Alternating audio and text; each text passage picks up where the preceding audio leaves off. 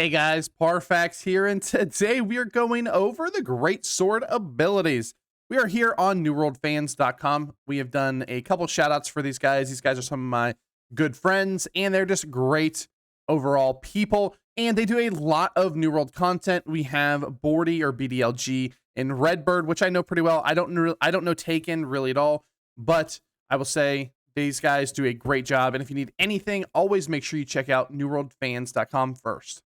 So we are looking at their skill builder, and they have the Greatsword on there, and man, does it look absolutely crazy. I love the Berserk playstyle. I've played it in everything from Bless, Lost Ark, even in a sort of way ESO. I love the Berserk playstyle, the big damage, big risk versus reward playstyle, and this is going to give it to me. But it has a couple different things. So the Greatsword basically is a two-stance weapon. So you have Onslaught stance and Defiance stance. And we'll look at those right now. So we have Path of Onslaught. This is the damage side of the tree. Because after using the ability in the Onslaught tree, enter Onslaught stance for 10 seconds. Onslaught stance has a following properties. Outgoing damage increased by 20%. Damage taken increased by 20%. Quick charge, heavy attacks charge twice as fast but consume 10 stamina each. Then entering Defiant stance or switching weapons will immediately end the Onslaught stance. And then we have the Path of Defiance. And this is after using an ability, again, in the Defiant stance tree, enter Defiant stance for 10 seconds.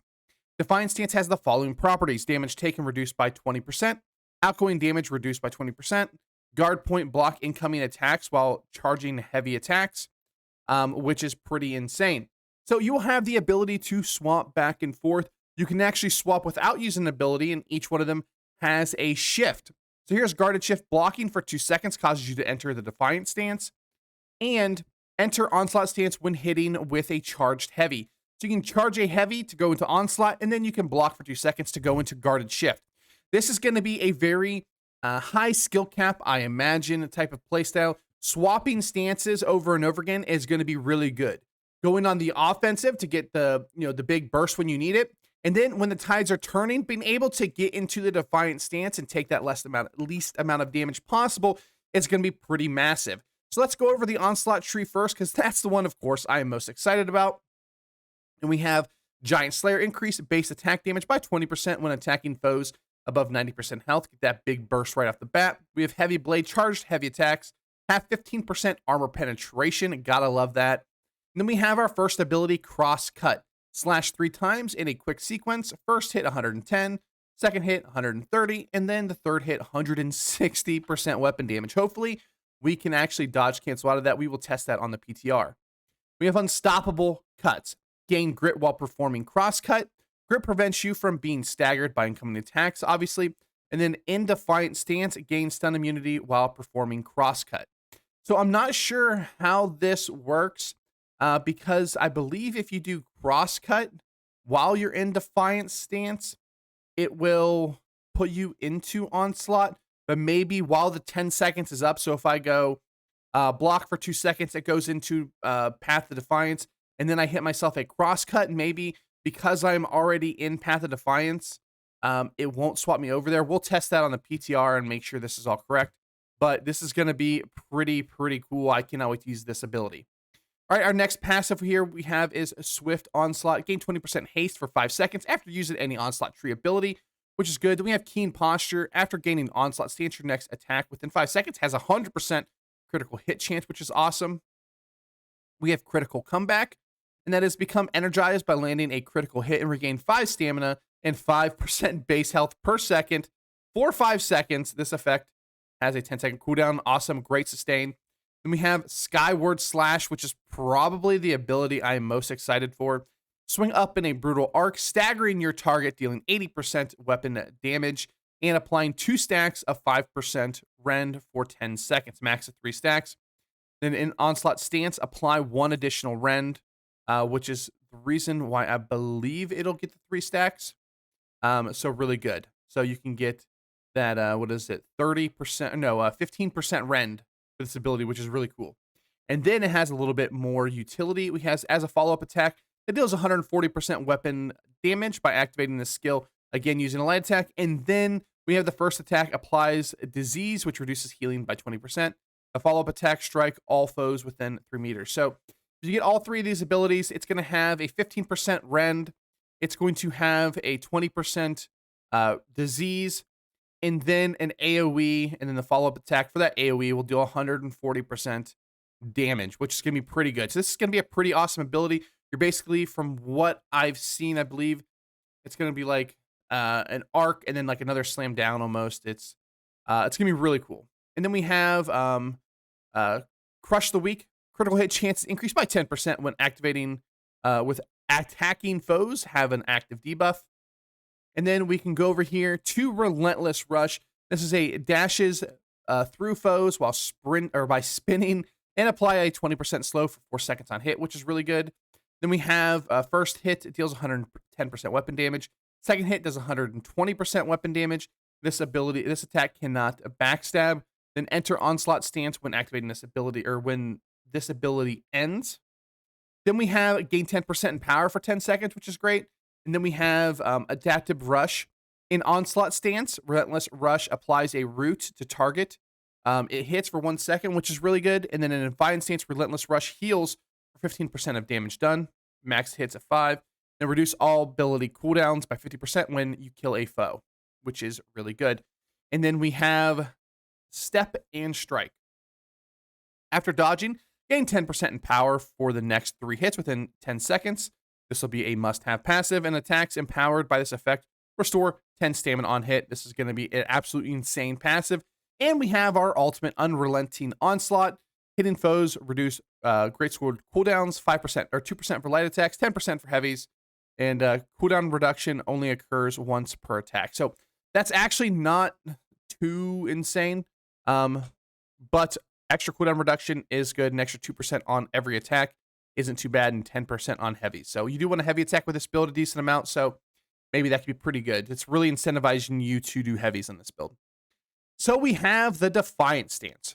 First, we have a Cleansing Chain. Hitting with the final attack of the Greatsword chain reduces the duration of debuffs on you by 10%. And we have Perfect Vigilance. If you are hit while at full health, reduce the damage taken by 20%, and then gain a 20% Fortify for 3 seconds. So this is a nice little tanky ability here. Give you some Fortify, give you some tankiness. We have our first ability in the Defiance tree, Calamity Counter. Block for 2 seconds while reducing block stamina damage taken by 90%. Then unleash a counterattack that strikes all foes within a 4-meter radius. No blocks does 100% weapon damage. 1 block does 100% weapon damage and staggers. 2 blocks does 100% weapon damage and staggers longer. And then 3 blocks does 100% weapon damage and causes a knockback. This could be maybe good in wars, but it could be also good in dungeons, etc. We have Jagged Counter. Counterattacks inflict bleeding for 6 seconds for each power level. Each stack deals 5% weapon damage every second, so nice little bleed there. Then we have Critical Calamity. Counterattacks, crit chance is increased by 25%. In Onslaught stance, the counterattack gains an additional 25% critical hit chance. Then in Defiance stance, the counterattacks heal for 20% of its damage done. Max of 5 hits. So not bad. That passive's a little meh, but it's going to give you some healing, so not terrible. Next, we have Wary Posture. After gaining Defiance stance, the next damage taken within 5 seconds is reduced by 25%. Nice. So if you want to, remember I said this is going to be like a very high skill cap. So if you're, getting ready to take a big attack, you can do maybe like Calamity Counter. You're in Defiance stance. You're getting some tankiness from that. You're getting some tankiness from this. You're taking almost no damage. Then we have base damage is increased by 3% for each Greatsword buff on you. This is going to be a staple no matter what you're doing, maybe I guess other than if you're just going the straight tank side, but even then you want this for that extra damage. There's no reason not to have this. That's 12% extra damage for you. That's going to be pretty good. Then we have the next ability, Roaring Rupture. Stab the ground and send out a shockwave with a 4-meter radius that deals 120% weapon damage. Gain 8% Fortify for 5 seconds for each foe hit. This ability generates 200% threat and has grit. And then it has Enter Defiance stance when activating this, or when this ability ends. And then it has a Taunt Gem ability. Then we have a Purifying Roar, cleanse 2 debuffs whenever you use Roaring Rupture. We have in Defiance stance, the Shockwave pulses foes outward for 3 meters. And then in its Onslaught stance, the Shockwave pulls foes in. So it's kind of like, a, it's almost like a difference, like a Shockwave mixed with a Maelstrom, depending on what stance you're in, which is pretty cool. Then we have Intimidating Roar. The Shockwave applies a 10% weakened for 10% on hit.